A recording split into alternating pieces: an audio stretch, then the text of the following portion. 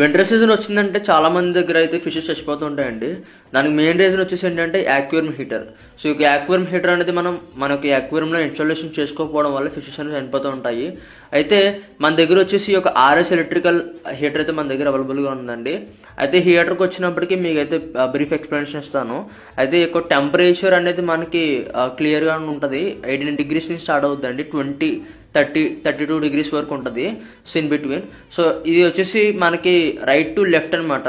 So మనకున్న temperature బట్టి మనం దీన్ని ఇన్స్టాలేషన్ చేసుకోవాలి.